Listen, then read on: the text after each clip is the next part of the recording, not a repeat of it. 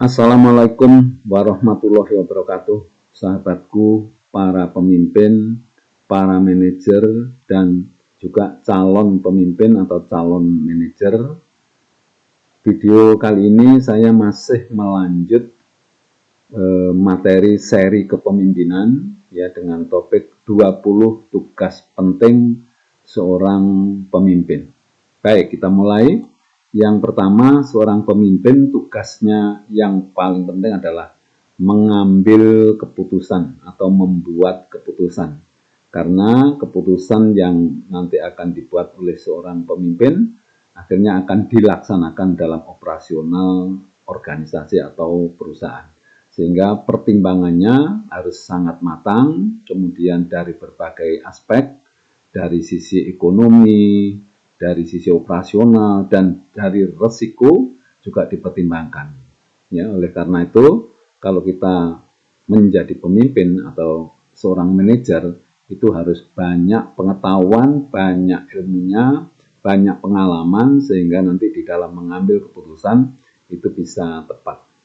Yang kedua, menggerakkan roda organisasi. Jadi, organisasi atau perusahaan itu bisa berjalan manakala pemimpin atau manajernya itu menggerakkan, memulai, ya, memotivasi supaya kegiatan dan operasional dari satu organisasi itu bisa berjalan.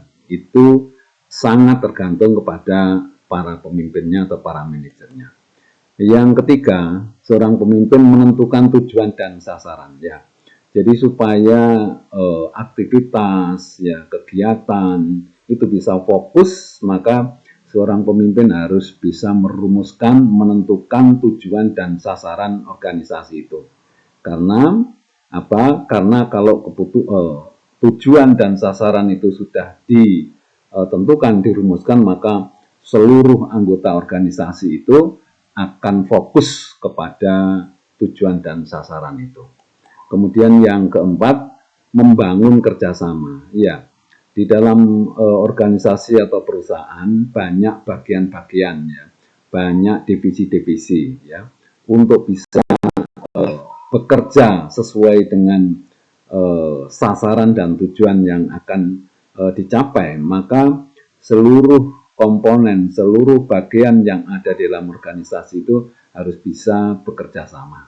Belum nanti di antar bagian-bagian sendiri, antar pegawai juga harus bisa bekerja sama. Karena tidak mungkin ya satu organisasi, apalagi kalau organisasi besar itu bekerjanya sendiri-sendiri, tidak. Pasti harus bekerja sama ya untuk mencapai satu tujuan yang sudah ditentukan. Kemudian berikutnya adalah menyamakan persepsi agar supaya ya kegiatan itu bisa mengarah ke satu tujuan atau satu sasaran atau tujuan yang sama di dalam perusahaan, maka semua anggota organisasi ini harus memiliki persepsi yang sama. Jadi kalau nanti kita pada saat kita menentukan sasaran atau tujuan, ya, atau strategi, mungkin kita bisa berbeda pendapat, ya. Tetapi pada saat kita sudah memutuskan, ya, itu harus kita memiliki persepsi yang sama dalam artian bahwa kita semua, ya, tujuannya sudah sama, kemudian kita memegang komitmen bahwa langkah yang akan diambil itu sudah harus sama. Jadi begitu kita rapat memutuskan sesuatu, ya, persepsi kita harus sama. Dan kalau belum, itu adalah tanggung jawabnya seorang pemimpin sampai menjelaskan, membuat supaya seluruh anggota itu bisa menyamakan persepsinya. Kemudian berikutnya adalah menggali dan meningkatkan potensi bawahan. Ya, kinerja atau hasil kerja itu sangat ditentukan oleh dua hal, yaitu potensi dan motivasi.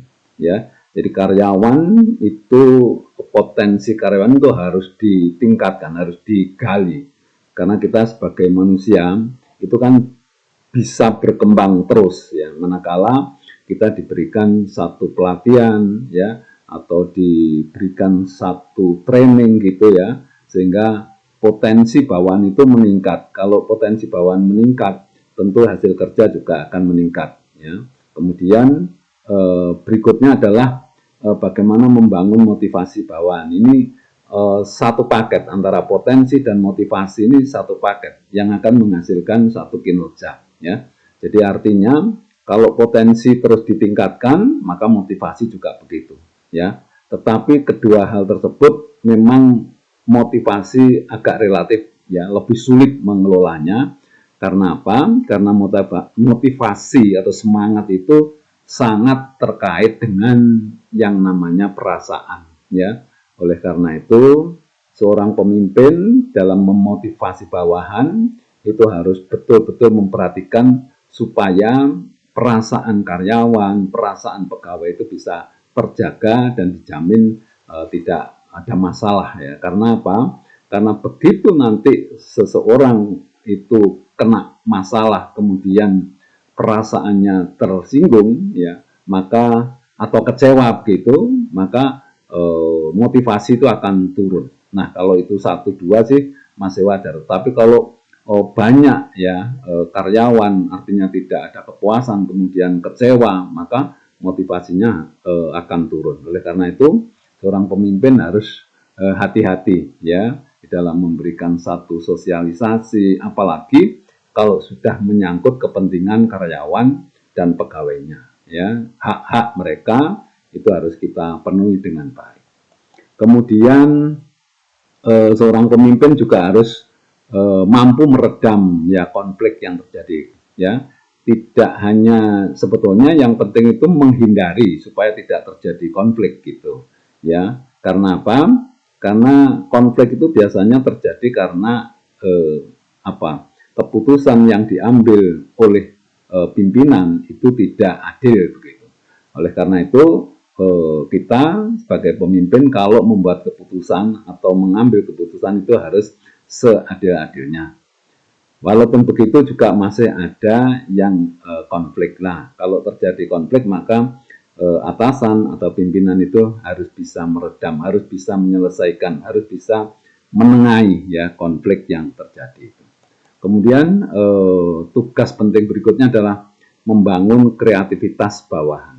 Jadi kalau perusahaan ingin maju, maka harus selalu ada perubahan, selalu ada kemajuan. Nah, perubahan-perubahan ke arah positif itu hanya bisa dilakukan manakala ada kreativitas, ada inovasi. Nah, bagaimana caranya seorang pemimpin ya membangun ya kreativitas dari para bawahan atau karyawan untuk bisa memberikan ide-ide ya, memberikan satu usulan-usulan untuk perbaikan-perbaikan itu. Nah, ini memang harus dilatih. Bisa usulan itu bisa sifatnya sendiri-sendiri, bisa juga membentuk suatu kelompok-kelompok gitu ya, supaya mereka ikut berpikir semuanya bagaimana caranya untuk meningkatkan kinerja dari yang sudah ada, ditingkatkan. Nah, itu perlu inovasi, perlu kreativitas. Kemudian tugas berikutnya adalah membuat perencanaan strategik. Jadi seorang pemimpin itu harus memiliki kemampuan untuk membuat satu rencana strategik. Jadi rencana strategik itu rencana yang penting gitu, yang sifatnya itu agak global ya, dengan menggunakan satu sistem yang strategik. Maksudnya ya betul-betul bahwa sistem yang dibangun, strategi yang dibangun itu memberikan dampak positif yang besar terhadap kinerja perusahaan ya. Ini tugasnya seorang pemimpin. Kemudian tugas berikutnya adalah menilai prestasi bawahan. Nah, ini agak rawan memang ini ya. Jadi menilai prestasi itu harus berusaha kita ini objektif ya. Jadi seorang pemimpin dalam menilai ya kinerja daripada karyawan itu harus berusaha untuk objektif, seobjektif mungkin gitu ya, sehingga nanti tidak ada perasaan-perasaan kecewa dari para bawahannya. Nah, kalau kita ini menilai berdasarkan subjektivitas kita, ya, nanti banyak orang yang kecewa. Karena itu salah satu kunci di dalam kita menilai prestasi bawahan itu yang pertama adalah kita berusaha untuk objektif, adil, kemudian betul-betul kita ini mengamati, ya, jangan kita begitu saja menerima laporan dari orang-orang, ya, apalagi kalau orang-orang yang melapor itu memang ada tujuan-tujuan khusus gitu. Tugas berikutnya adalah melaksanakan sistem reward and punishment secara bijak. Nah, untuk memotivasi atau memberikan semangat kepada bawahan, di perusahaan atau organisasi sering juga menggunakan sistem reward and punishment. Ya, jadi ada semacam penghargaan manakala karyawan itu berprestasi, ya, bekerja dengan baik. Tetapi kalau yang tidak berprestasi malah membuat kesalahan, mungkin ada punishment-nya. Nah, ini betul-betul kalau satu organisasi mau melaksanakan sistem reward and punishment, itu memang harus konsisten, harus memegang komitmen, harus konsekuen begitu, ya. Jadi jangan sampai justru sistem ini membuat demotivasi, ya. Kalau sistem reward and punishment itu tidak adil, tidak dilaksanakan sesuai dengan rencananya begitu, nanti bisa terjadi demotivasi. Tetapi kalau reward and punishment dilaksanakan secara baik, ini bisa memberikan semangat kepada karyawan dan pegawai juga. Kemudian tugas berikutnya adalah mensosialisasikan program organisasi, ya. Jadi kan kita ini di era, ya, perubahan seperti ini, pasti yang namanya organisasi itu mengikuti perkembangan zaman. Nah, biasanya ada program-program yang disusun, yang dibuat secara mengikuti kemajuan, ya, itu harus disosialisasikan dulu. Karena apa? Karena kalau tidak paham para karyawan ada suatu perubahan, maka dia akan kecewa, mungkin akan terjadi motivasi, ada kekhawatiran, ya, seperti akhir-akhir ini ya, banyak perusahaan-perusahaan, ya, terutama di BUMN, terutama itu, ya, itu banyak yang dirubah struktur organisasinya, ada di holding, ada dijadikan satu dan lain sebagainya. Nah, hal seperti ini sebagai contoh itu harus disosialisasikan secara jelas gitu. Kemudian tugas berikutnya adalah memecahkan masalah-masalah yang muncul. Ya, tentu dalam operasional, ya, suatu organisasi atau perusahaan pasti ada muncul masalah-masalah. Nah, tugas seorang pemimpin itu tentu menyelesaikan, ya, memecahkan masalah. Meskipun tidak langsung, ya, turun tangan sendiri, tetapi paling tidak memberikan solusi bagaimana caranya menyelesaikan masalah-masalah yang muncul. Apalagi kalau umpamanya saja masalah ini betul-betul strategis, maka seorang pemimpin harus turun tangan. Tugas berikutnya adalah memimpin rapat, ya. Ini adalah tugas yang sehari-hari dilaksanakan. Dalam memimpin rapat itu, seorang pemimpin itu yang pertama itu harus menguasai materi yang akan dibicarakan, kemudian memberikan satu arahan dulu, kemudian bagaimana seorang pemimpin itu memberikan kesempatan kepada peserta rapat untuk menyampaikan ide-ide, ya.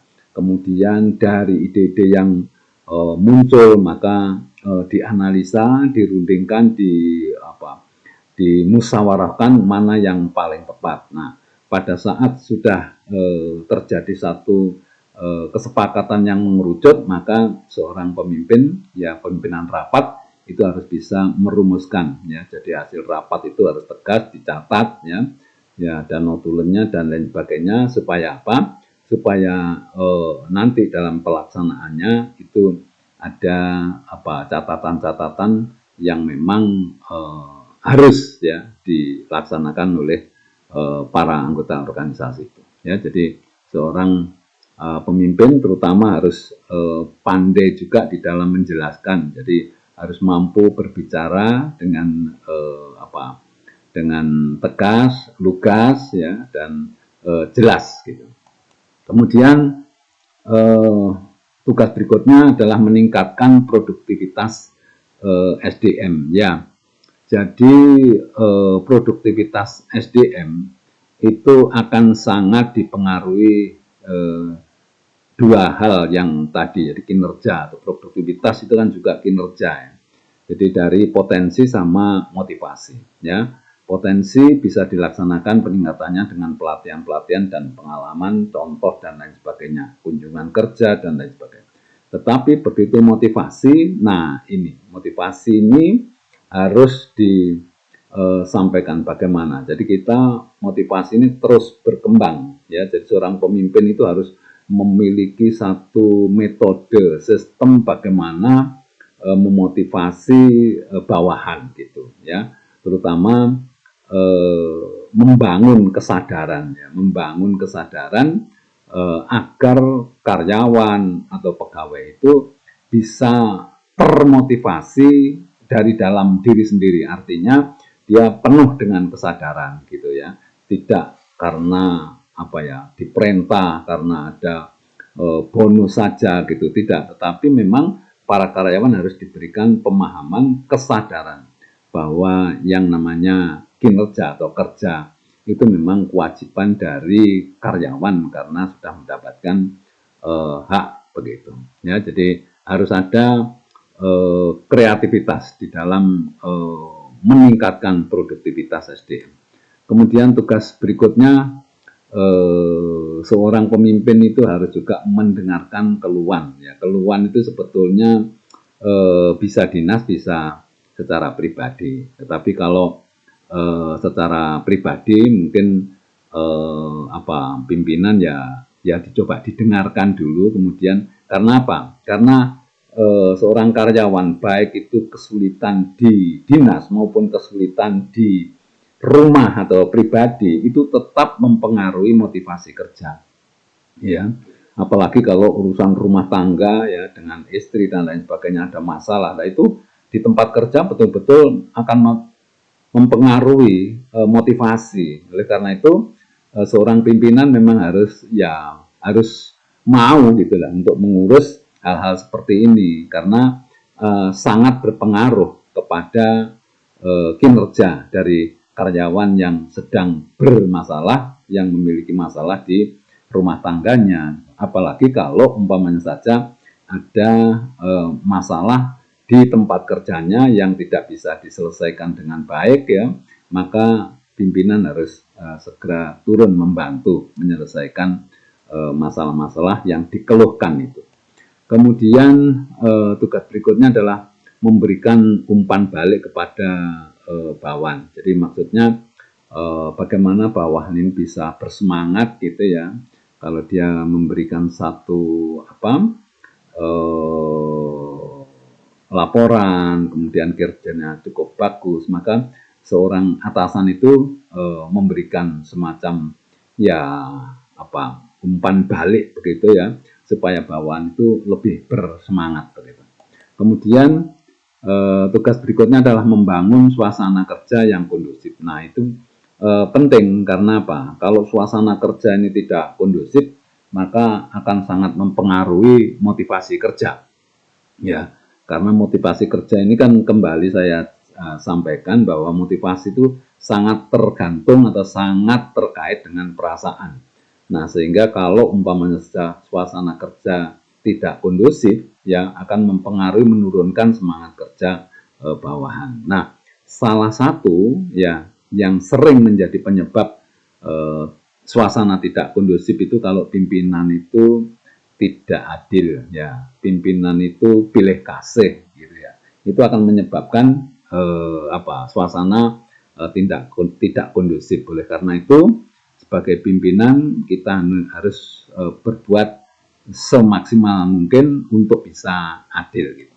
Kemudian yang terakhir dari 20 ini adalah menciptakan perubahan yang positif. Jadi perusahaan ini supaya kita ini bisa maju terus itu harus ada satu perubahan ya. Jangan kalau kita ini bekerja tetap seperti kemarin terus itu nanti lama-lama akan turun juga kinerja karena banyak kendala, banyak kemajuan zaman dan lain sebagainya. Oleh karena itu seorang pemimpin itu harus secara periodik melakukan satu perubahan yang positif. Tentu perubahan-perubahan ini dibangkitkan juga, artinya bagaimana anak buah kita itu memberikan masukan-masukan, usulan-usulan untuk melakukan satu perubahan ke arah positif.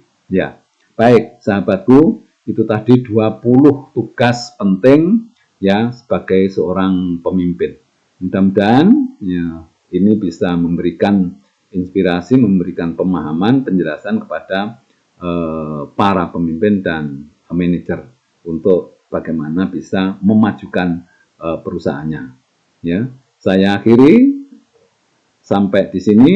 Wassalamualaikum warahmatullahi wabarakatuh. Terima kasih.